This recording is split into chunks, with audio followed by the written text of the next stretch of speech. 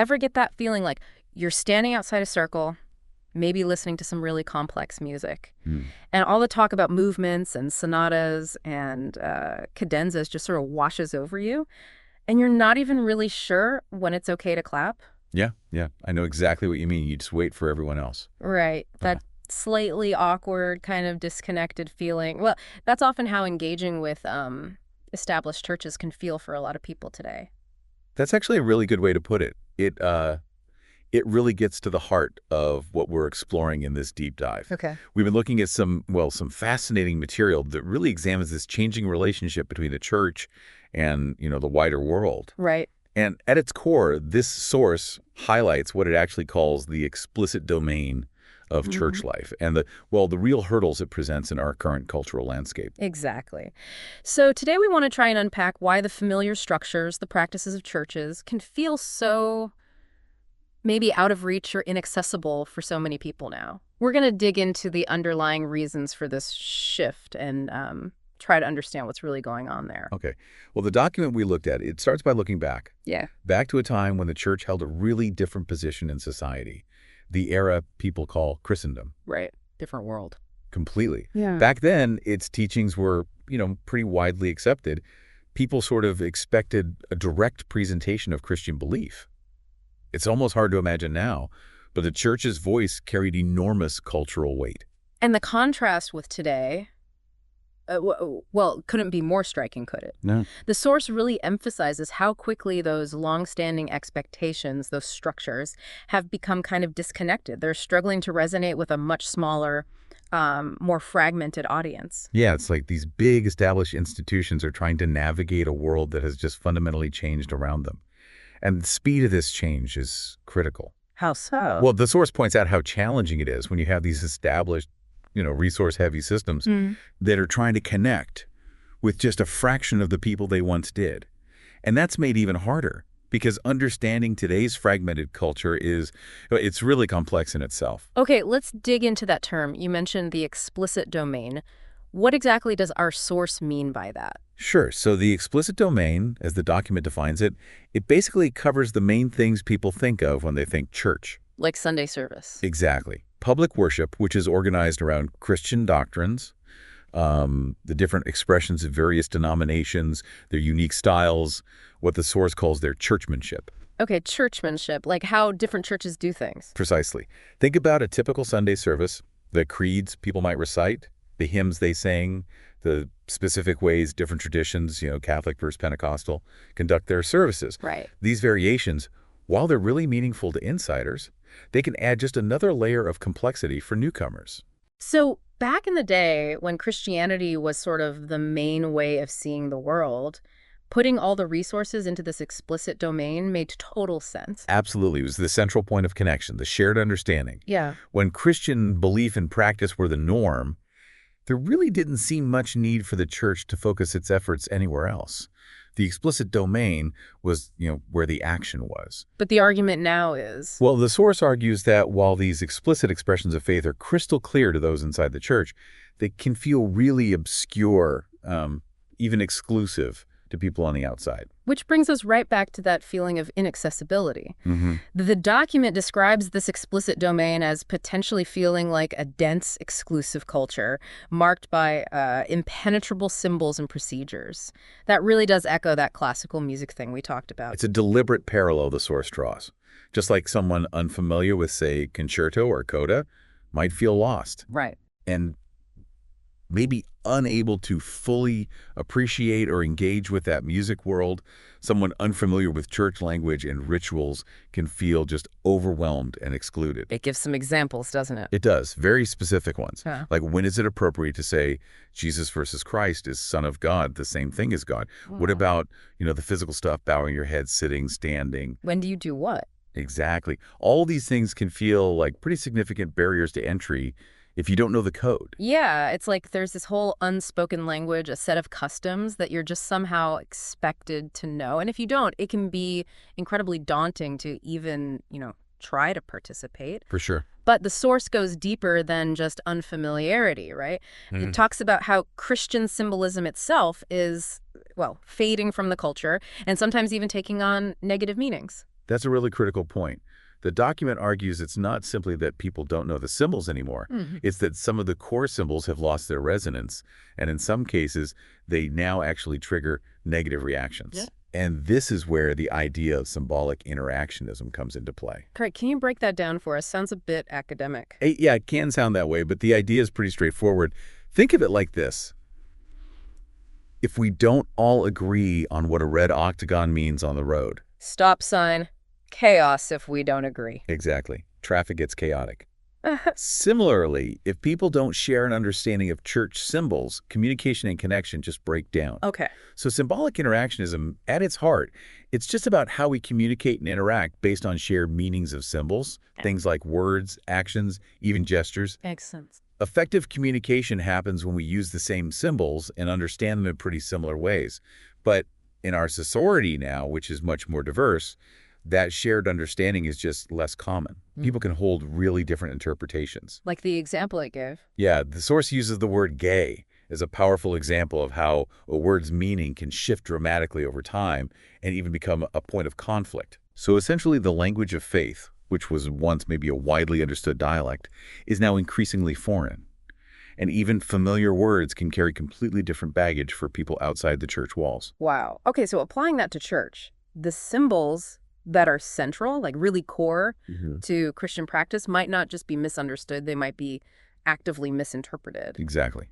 Take the Eucharist, for instance, the practice of sharing what Christians believe to be the blood and body of Jesus. Oh, okay. This source suggests that to someone shaped by today's culture, hearing that description, well, it can sound less like a sacred ritual and maybe more like something kind of disturbing, even reminiscent of witchcraft or vampire legends, perhaps. Yes. Yeah, that's quite a jarring thought. It is. And our cultural understanding of blood, for example, has shifted so much towards ideas of contamination, disease, things like that, which clashes really sharply with the traditional religious meaning of sacrifice, life, covenant. So our most sacred acts could be perceived in a really negative light just because the cultural context has shifted so much. That's the argument being made. The source also uses that Ash Wednesday example to illustrate this growing gap in understanding symbols, right? Yes. The Ash Wednesday 2003 example is very telling.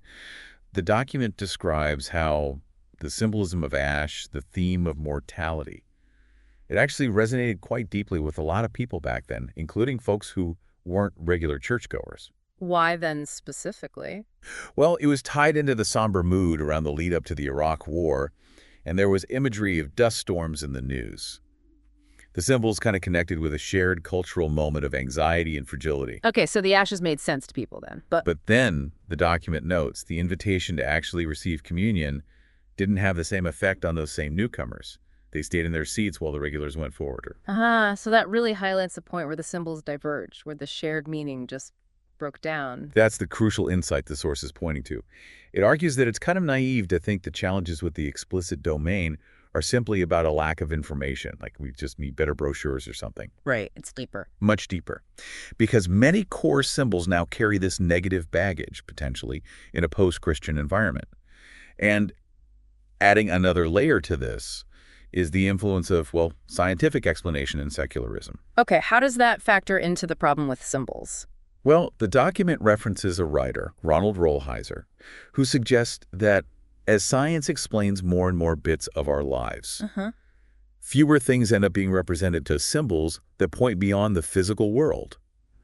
Our ability to understand and, manipulate the world through a scientific lens has, according to this view, contributed to what the source calls a depleted symbolic repertoire. A depleted symbolic repertoire. So we're increasingly living in a world of just facts and figures, and the mysterious, the symbolic, it just holds less weight. Precisely.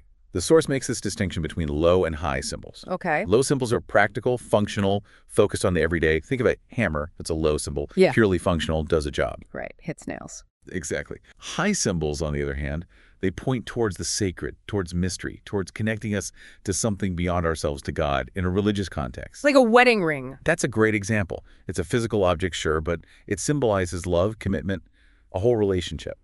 It points to something beyond just the metal that's closer to a high symbol. Okay. And the argument is that our current dominant mode, culturally speaking, is low symbols, which kind of keeps our focus firmly on the commonplace, the mundane. And what are the consequences of that? Of this dominance of low symbols? The source seemed to suggest some pretty big implications. It does. On a really profound level, the source suggests it might affect how we relate to the environment, maybe leading to a more utilitarian view. Was it for us? Rather than seeing it as having its own inherent value, maybe even sacredness. On a more visible level, it points to trends in art that focus on the mundane. It cites examples like Tracy Emin's unmade bed or that pile of bricks at the Tate Britain Gallery years ago. Right, art reflecting the ordinary. Yeah. And even holy days, the text notes, can get reduced to just being bank holidays. They lose their deeper symbolic significance for many. So the sacred just kind of fades out of view. And this isn't just about not knowing about God. It's like losing the very ways we might even perceive that something more exists. That's the idea. The secular worldview, as the source describes it, increasingly insists that this physical life, what we can see and measure, is pretty much all there is. Yeah. Rolheiser is quoted saying, "We can wake up in this world feeling a bit like orphans, without recognizing any kind of divine horizon." That's a powerful image, orphans. It is. However, the source also points out that even within this prevalent secular view, people often do still have a sense, maybe just an inkling, that there's more to life. Okay. But they might lack maybe the contemplative awareness and, crucially, the symbolic language to really grasp it or articulate it. Which leads, I suppose, to the idea that maybe the church needs to do some prior work, what the source calls cultivating a foundational domain. Before people can even begin to seriously consider the presence of God or engage with the explicit stuff, it's like needing to re-enchant our perception of the world first. That's right. The source argues that the explicit domain, with its focus on doctrine, established practices, the services it currently consumes, the vast majority of the church's energy, its resources. But what might be increasingly needed now is work on fostering that underlying sensitivity to the sacred. That intuitive sense that there's more than meets the eye. Laying some groundwork, maybe. The document even touches on potential downsides, pathologies of overinvestment, it calls them, in just focusing on that explicit domain. It brings in a political theorist, Karl Deutsch. Yeah, that was interesting. Deutsch, in his work looking at long-standing organizations in general, not specifically the church, he observed these tendencies they can fall into. Things like focusing too much on internal structures rather than the outside environment. Overvaluing methods that worked in the past, maybe resisting new information that doesn't fit the old models. And the source suggests the church, being ancient, might be prone to similar things if it only focuses on its established explicit stuff. That's the cautionary note it raises. If the focus is too inward-looking, too invested in maintaining the existing structures without adapting to the changed environment. But there was a hopeful note there too, wasn't there? Deutsch also suggested some health-giving strategies for organizations. Yes, and intriguingly, he frames them almost as spiritual disciplines. Things like humility, faith, reverence, and grace. Huh. A political theorist recommending those. Right. For organizational viability and health.